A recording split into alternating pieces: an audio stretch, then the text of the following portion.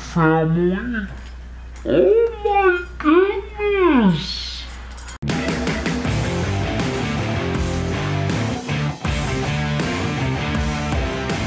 Feels like heaven's come down.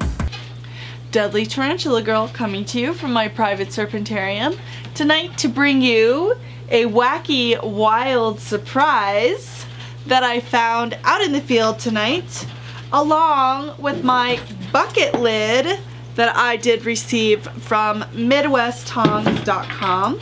You guys might have recently seen the unboxing of a lot of the things that I got from Midwest Tongs, and this bucket lid was one of the things that I got. This is really nice. I know for those of you who don't keep reptiles, specifically venomous, may think, oh, okay, so it's just a modified bucket lid.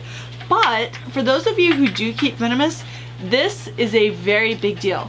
Number one, it has the holes in it, which I recommend that you put holes in your bucket as well, just in case you're in a hot area, or and I throw some pine bedding in there. There are three particularly wonderful things about this lid. Number one, easy to clean, awesome sturdy hardware. Has a little window, if you didn't see that, so you can see exactly what's in there. First, you get a bucket. This is a little deeper than your typical 5-gallon, but it essentially fits on any 5-gallon bucket and takes some force. Gotta snap it down really good. I need a trusty assistant to help me.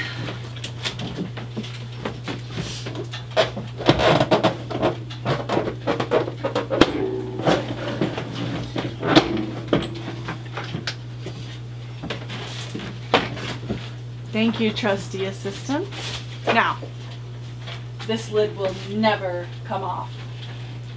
Choose a bucket that you want to keep as kind of your snake bucket, and then if you have a small animal, you can definitely use the little hatch, which has a wonderful locking mechanism, or it has a twist lid, and voila, this top part separates. So earlier when I was out in my yard, I found this wonderful coachwhip racer who was acting like a total spaz earlier. Oh, you're gonna act like crazy. You're gonna act totally crazy, huh? This is the first snake of the year, and it's already May, and this poor little guy is awfully scared. And where I live, we have the red clay sand, and I don't know if you can see it on camera or not. Oh my goodness. But this snake, I don't want you to whack your head, has a beautiful salmon hue.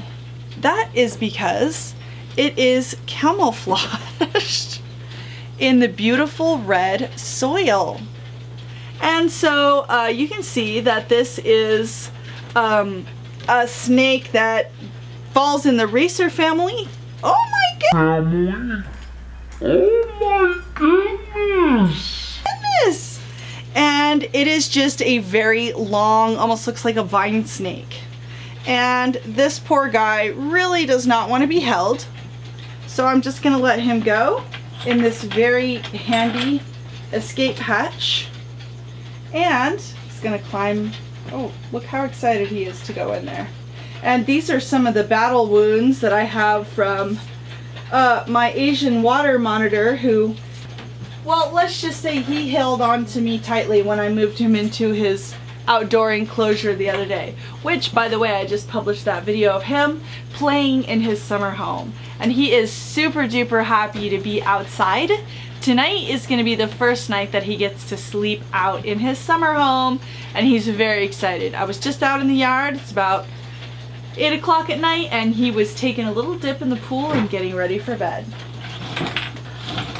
If this were a cobra, I could travel all over the place if I were going to a movie set, and I could know without a doubt that this animal was safe and secure. You always want to use red when you're traveling with venomous.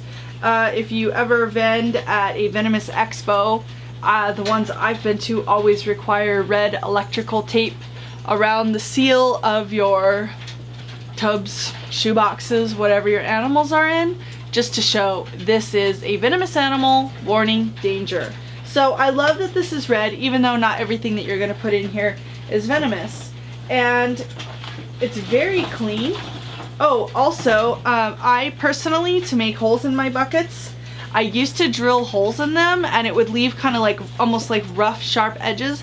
Now I use a soldering gun, which melts the plastic to where it's nice and smooth. Although, if you do that, do it in a ventilated area, because it does it smokes and it's toxic. Haha, that's so cute. He's hiding in the pine bedding. But these are all professionally drilled holes that are perfectly smooth. So my bucket has those soldering holes, which are pretty nice. It at least melts the plastic to where it's not sharp, but it does kind of, it's not as nice, and they're not perfectly spaced out. So I want to thank Midwest Tongs again for this awesome bucket lid, and thanks to my trusty helper for helping me snap it on. I could have done it, it just would have taken a little while. And I will keep these keys on my keys for the zoo, and I will always know when I need to lock and unlock this bucket.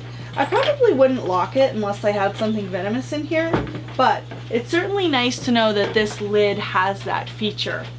And so I am absolutely loving, and it's super duper awesome. I love it. I think it's actually pretty cool looking too. So anyway, I'm gonna go ahead and get this coach whip set up, and then I'm going to continue cleaning my racks. So I'll be using this bucket again. Hope you guys liked seeing this. I also like that it is very clearly marked, so there is no confusion in the case that you are in crisis, having an emergency, or just having an ornery snake on your hands. Lots of awesome features here. I'm super duper glad I finally got my hands on one of these bucket lids, and I've seen different variations of this concept, and this personally is the nicest one I've ever seen.